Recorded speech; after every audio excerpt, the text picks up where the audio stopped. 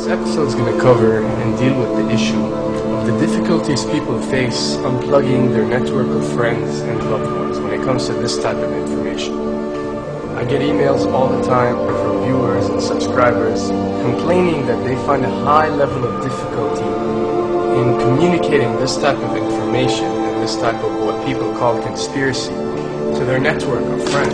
They tell me how people reject this information. People fight it, people laugh at you, people call you crazy, call you names.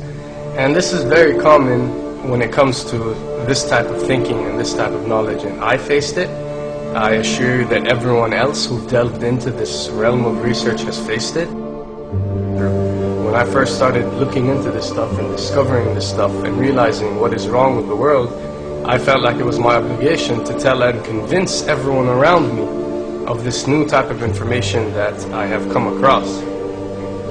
But in essence, years down the line, I've learned that it does not work this way. A lesson comes to mind, and this is an ancient Chinese lesson where when teachers wanted to teach knowledge, they used to tell their students that when someone is thirsty, you give them half a cup of water. If they remain thirsty, then you supply them with the second half. This means that first, when someone needs to acquire knowledge, he first has to be thirsty for it. And only after his thirst has been communicated to you, you supply them with half a cup of water. You don't shower them with a full gallon of water, because this is only going to push them away. You give them half a cup. If they ask for the second half, you supply it to them. If they don't, it's not your responsibility. They will sooner or later in their lives.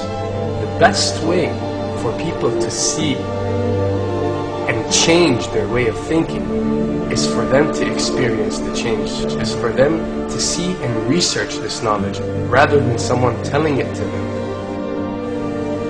So if you do care about someone, or if you do want to share this information, you got to be very subtle. You got to do it in a smart way, and you got to bring the person in.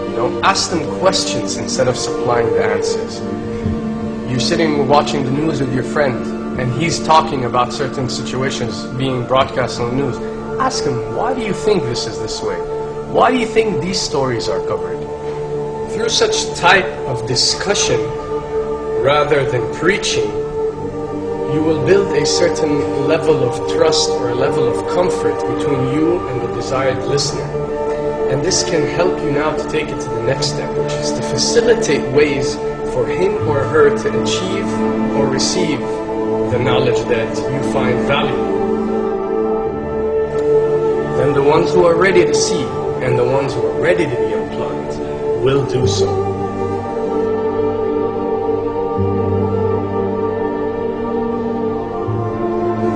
Now, why does this happen?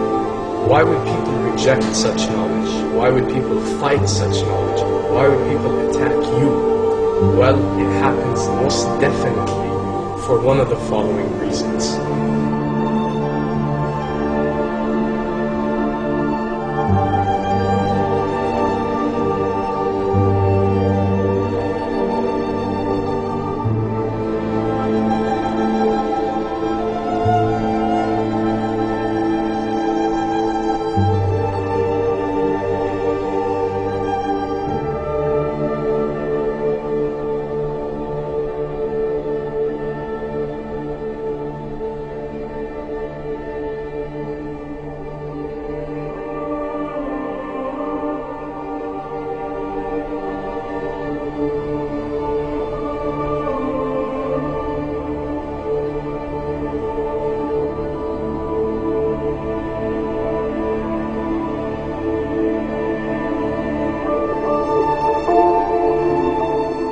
Have to understand, most of these people are not ready to be unplugged.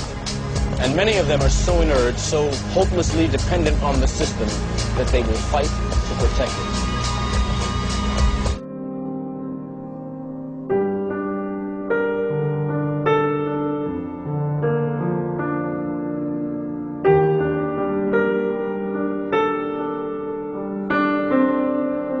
The greatest hypnotist on planet Earth is a oblong box in the corner of the room. It is constantly telling us what to believe is real.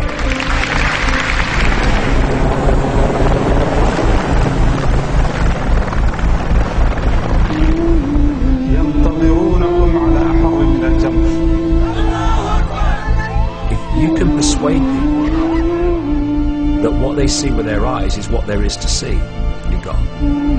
Because they'll laugh in the face of an explanation that portrays the bigger picture of what's happening. And they have.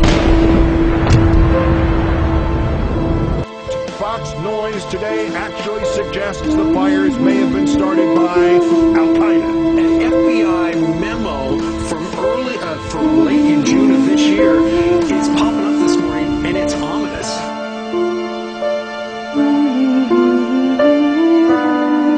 Those who oppose this vital tool in the war on terror need to answer a simple question. Which of the attacks I have just described would they prefer we had not stopped?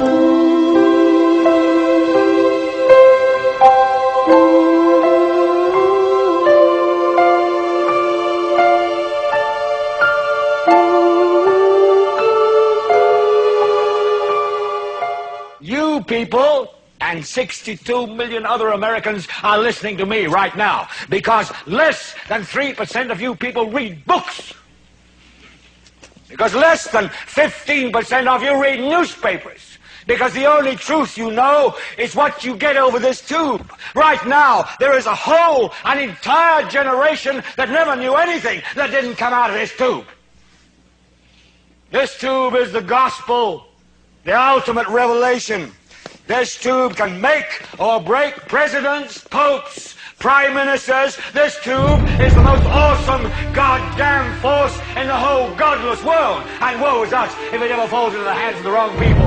And when the 12th largest company in the world controls the most awesome goddamn propaganda force in the whole godless world, who knows what shit will be peddled for truth on this network. So you listen to me. Listen to me. Television is not the truth. Television is a goddamn amusement park. Television is a circus, a carnival, a traveling troupe of acrobats, storytellers, dancers, singers, jugglers, sideshow freaks, lion tamers, and football players. We're in the boredom-killing business. So if you want the truth, go to God. Go to your gurus. Go to yourself. Because that's the only place you're ever going to find any real truth. Man, you're never going to get any truth from us. We'll tell you anything you want to hear. We lie like hell. We'll tell you that Kojak always gets the killer and that nobody ever gets cancer in Archie Bunker's house.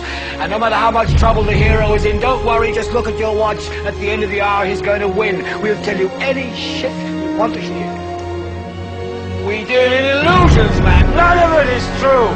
But you people sit there day after day, night after night, all ages, colors, creeds. We're all you know. You're beginning to believe the illusions we're spinning here. You're beginning to think that the tube is reality and that your own lives are unreal. You do whatever the tube tells you. You dress like the tube. You eat like the tube. You raise your children like the tube. You even think like the tube. This is mass madness, you maniacs. In God's name, you people are the real thing. We are the illusion. So turn off your television sets. Turn them off now. Turn them off right now. Turn them off and leave them off. Turn them off right in the middle of the sentence I'm speaking to you now. Turn them off.